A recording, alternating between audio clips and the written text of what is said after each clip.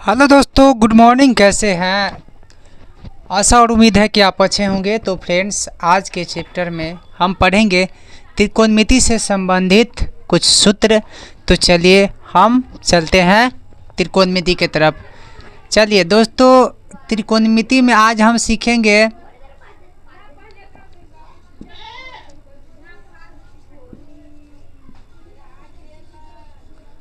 त्रिकोणमिति। ठीक है, त्रिकोणमिति, त्रिकोणमिति।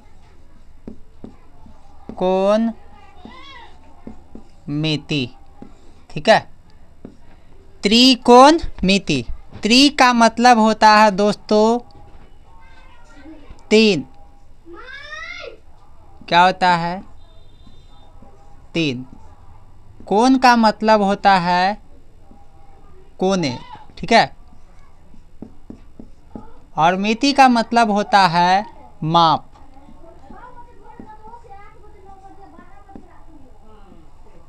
माप।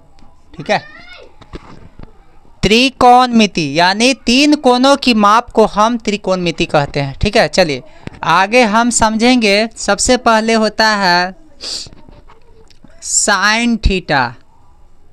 साइन थीटा बराबर होता है लंब बटा कर्ण, या इसको इंग्लिश में कहते हैं परपेंडिकुलर बटा एच, हाइपोटेनियस। ठीक है, यानी साइन थीटा जो होता है वो लंब बटा कर्ण अर्थात p/h कहलाता है। चलिए आगे बढ़ते हैं। दो में है कॉस थीटा। कॉस थीटा बराबर होता है आधार बटा कर्ण, अर्थात इसको हम कह सकते हैं बेस/h। ठीक है, 3 नंबर में है टैन थीटा। टैन थीटा बराबर होता है दोस्तों लंब बटा आधार। लंब बटा आधार। इसको आप लिख सकते हैं क्या? p/b लिख सकते हैं। क्या लिख सकते हैं? p/b लिख सकते हैं। ठीक है, आगे बढ़ते हैं। अब हम क्या करेंगे दोस्तों, जब हमें इस 3 मान पता हो जाएगा तो और 3 मान होता है जो बिल्कुल आसान होता है। बिल्कुल आसान किस लिए होता है? क्योंकि वो उसका विपरीत मान हम ले लेते हैं, है ना। जब रिवर्स मान लेंगे तो वो हमको याद करने में बिल्कुल सहज और आसान हो जाएगा। जैसे देखिएगा, साइन का जो रिवर्स होता है, साइन का रिवर्स होता है वो क्या होता है? कौशिक। क्या होता है? कौशिक। तो 4 नंबर में हम क्या लिखेंगे? कौशिक। कौशिक थीटा बराबर होता है, अब देखिए, साइन थीटा बराबर लंब बटा कर्ण, तो कौशिक थीटा बराबर क्या होता है? कर्ण बटा लंब। कर्ण बटा क्या हो जाएगा दोस्तों? लंब हो जाएगा। चलिए इसको इंग्लिश में क्या लिखेंगे? कर्ण को हाइपोटेनियस और लंब को परपेंडिकुलर। ठीक है, आगे बढ़ते हैं 5 नंबर में।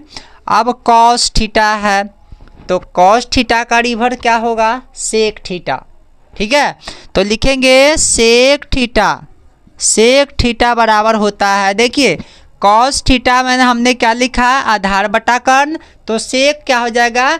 कॉस का रिवर्स होगा, तो आधार बटा कर्ण का क्या हो जाएगा? कर्ण बटा आधार। कर्ण बटा आधार। कर्ण बटा आधार हो जाएगा। इसको इंग्लिश में क्या लिख सकते हैं? h/b लिख सकते हैं। ठीक है, चलिए अगला है 6 नंबर में। ये है आपका टैन थीटा का। तो टैन थीटा का रिवर्स क्या होता है? Cot theta. तो हमने यहाँ पर क्या लिखा? Cot theta. कॉट थीटा बराबर क्या होता है? तो देखिए टैन थीटा लंब बटा आधार, तो कॉट थीटा बराबर क्या हो जाएगा? आधार बटा लंब। आधार बटा लंब, इसको हम कह सकते हैं b/p। क्या कह सकते हैं? b/p। चलिए इसको एक बार फिर से हम दोहरा लेते हैं। जैसे साइन थीटा का मतलब होता है लंब बटा कर्ण, इसको हम लिख सकते हैं p/h। इसके बाद है कॉस थीटा, कॉस थीटा का मतलब होता है आधार बटा कर्ण, इसको लिख सकते हैं b/h। इसके बाद टैन थीटा, टैन थीटा को लंब बटा आधार, इसको इंग्लिश में लिख सकते हैं p/b।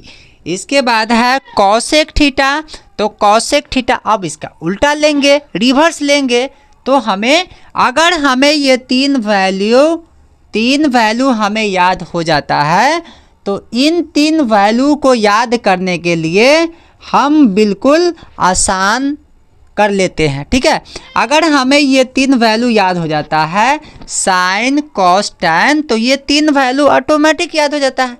क्यों? क्योंकि इसका रिवर्स लेते हैं, और जब रिवर्स लेंगे तो बिल्कुल आसान होगा।